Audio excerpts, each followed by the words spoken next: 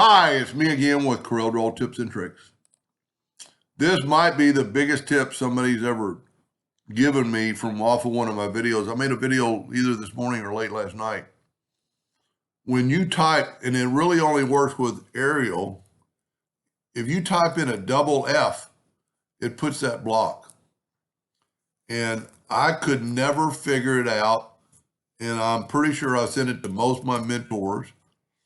And they thought, well, the file's corrupted, the font's corrected, take the font off, reinstall it.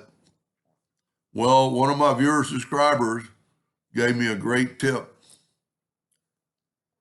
With nothing selected, so you're going to open up your text docker, which is under text, or Control T, and open this up, and right there, with nothing selected as the key, click on it, click on artistic text.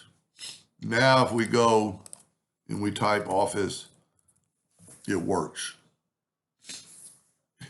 It's been at least 8 or 10 years that I've had a problem with that. So I very appreciate that viewer, and hopefully the other people that have asked me that same question are going to watch this video and figure that out. I have no clue why that's even there.